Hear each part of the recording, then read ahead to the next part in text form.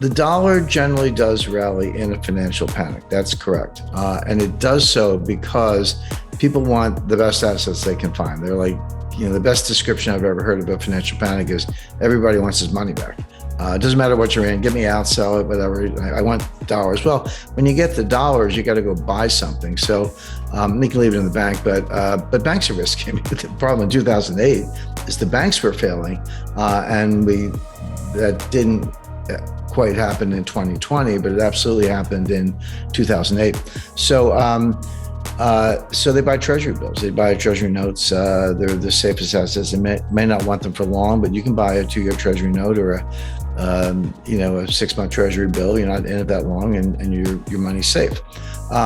So there is a demand for dollars somewhere around the world to buy that really good collateral because it looks like a safe haven relative to everything else that's falling apart. That's not exactly what's going on today, but it's related. We're not in a global financial panic right now. We may be heading for one. We talked about this separately. We're not in one right now. We are in a recession. It looks the U.S. is definitely in a recession right now. We had 2 consecutive quarters of decline in GDP, first quarter, second quarter. Well, that's a recession. We'll see what third quarter is going to be, but it may be prolonged. It may get worse. Europe is in a recession, based on the latest data. Japan is in a recession. China looks like they're in a recession. They reported their most recent growth figures of 0.4% for the second quarter, not 4%, but 0.4% versus compound growth of over 10% for about 30 years. So, and they lie. So if they're admitting 0.4, then I have to believe that's negative. So we're really looking at a global recession. Now, a recession or even a depression, which it may turn into, is not the same as a financial panic. You can have panics without recessions. We saw that in 1998, 1987. You can have recessions without panics. We saw that in 1990 and 2020. Sometimes they do go together. 2008 was an example of both, a severe recession and a severe financial panic. But I would keep those separate because if we're not in a global financial panic, then we don't necessarily have dollar buying because of get me out of everything else. Although I want to come back to that. But we are in a recession. Now, the recession should damp down the inflation. It hasn't yet. Inflation's high. There's no question about it. We see it in the data. You see it at the gas pump. You see it at the store. But that may trend a lot lower very quickly, but not for good reasons. In other words, you say, well, what's the Fed doing about inflation? Well, they really can't do anything about it. The inflation is coming from the supply side. The inflation can come from probably a lot of places, but 2 places in particular, supply side and the demand side. Supply side inflation is when there are shortages, there are bottlenecks, there's supply chain dysfunction, people run out of stuff, there's not enough fertilizer, not enough water, not enough truck drivers, ports are clogged, you can't get the input A to make item B, so you got to shut down assembly line because you can't get, titanium from Russia to build Boeing aircraft. It's complex, it's huge. It's the subject of my next book, Sold Out, which is coming out in November. But supply chains are breaking down in many different respects. And prices go up as a result. But that's not, but the other kind of inflation is called, and that's called cost push inflation. The other kind of inflation is demand pull inflation. This is when consumers change their behavior. They get it in their heads like, hey, prices are going up, they're getting out of control, I better go out and buy that thing, And this is what we lived through in the 1970s, and I remember very well. If you were going to buy a refrigerator, a new car, a dishwasher, whatever, you'd say to yourself, I better go buy it today, because if I wait 3 months, it's going to be higher. Or 6 months, it's going to be a lot higher. So of course, that just pulls demand forward and it creates excess demand relative to supply, and then prices do go up and it feeds on itself. Next thing you know, bosses are handing out raises because of inflation, people just spend more, etc.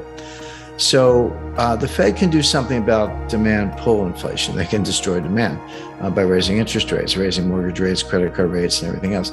They can't do anything about supply inflation, supply chain inflation, cost push inflation. They can't do anything about it. The Fed doesn't drill for oil. The Fed doesn't drive a truck. The Fed doesn't run a cargo line. The Fed doesn't mine, titanium in Russia. They can't do anything about any of those things. So, then you get into, is it really inflation? Well, inflation means prices are going up. But if they're going up for that reason, two things are true. One, the Fed can't do anything about it. Two, it will probably run its own course in the sense that, if prices go higher, there's going to be a lot less discretionary income. You still got to put gas in your car and you still got to put food on the table. If those two things have doubled in price, and they have, then you have that much less left over for everything else. You'll say, well, I'm going to skip the vacation, skip the concert, skip the restaurant, skip a lot of things, new furniture, whatever. I'm not going to buy any of these things because all my money is going to buy gas and food. So you still get the gas and food, but not more. You just pay more, and the value of your dollar goes down, real wages go down, and you're not spending money on anything else. That'll put the economy in a recession real fast. That's happening. We're in a recession. I already said that, but it will get worse. Now, here comes the Fed, right? Always a day late and a dollar short, or maybe too many dollars, but they always get it wrong, is my point. So what are they doing? Well, they're saying inflation in the numbers. They don't really seem to distinguish between supply side and demand side. And they're going to the Volcker playbook, raise rates, raise them. That can get inflation under control, but only at the cost of a much worse recession, higher unemployment, business failures, people out of work. I say, who cares what the price of gas is if you're sitting home unemployed? The Bretton Woods institutions are still around. The World Bank kind of does what it was always supposed to do. The World Trade Organization is bigger and more powerful, but it does what it was supposed to do. The one that's changed the most is the International Monetary Fund, because we don't need swing loans for deficit problems anymore. You just devalue your currency. But they do make loans, usually that are highly political, highly selective, and they do kind of work around the edges of global financial crises, but that really falls back on the Fed and the other central banks. So we're still in an age of Bretton Woods, but we're not in an age of gold. Bretton Woods pegged all currencies to the US dollar. And then the US dollar was pegged to gold at $35 an ounce. Now, by extension, or transitive law, if you want to use some sixth grade math, you were kind of pegged to gold because you were pegged to the dollar and the dollar was pegged to gold. But technically, you were pegged to the dollar.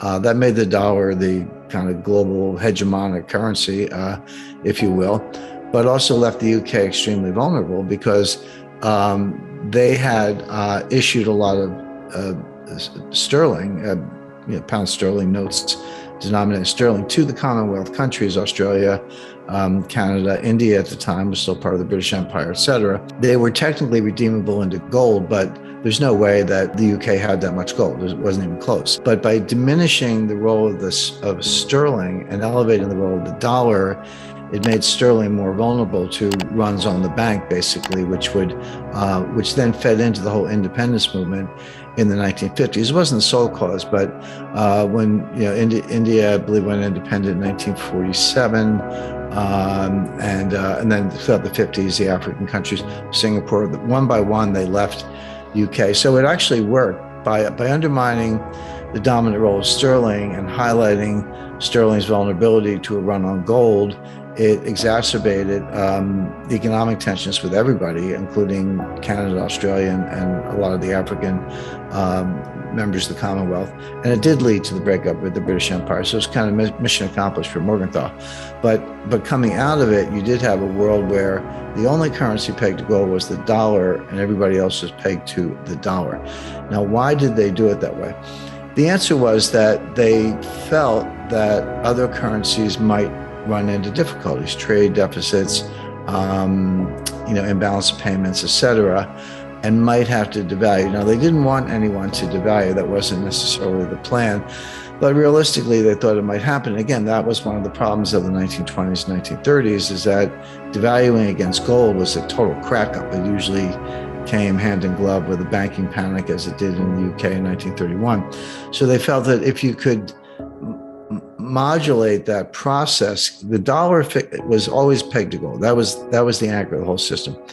But if you ran into trade deficit problems, there was a swing lender. The swing lender was the International Monetary Fund. That was really the role of the International Monetary Fund at the beginning. Now, throughout the 80s, 90s, and into the 2000s, it's become this like global monetary policeman. They impose all kinds of deals. They make loans. They made multi-billion-dollar loans to Ukraine a couple of years ago. Ukraine did not meet any of the criteria for a borrower, but obviously it was political. So the IMF has become like the finance arm of the U.S. State Department, and a highly, highly political organization, wandered very far from its original intention. But the original intent was that if you were in a little distress, the IMF could make you a loan of gold or dollars. Then that would buy time for you to fix whatever problem it was. Maybe you needed to lower your unit labor costs. Maybe you needed to create more efficiency, reduce regulation, raise taxes, whatever the case might be. You would buy time, and then you could get back on an even keel and keep the exchange rate. But sometimes that didn't work. Either it was politically infeasible, like, hey, we're not going to raise taxes, or, we're going to lose an election, or we can't squash wages because we'll have strikes. And we actually have to devalue. And when that happened, you could do that. There was a process. You would devalue against the dollar.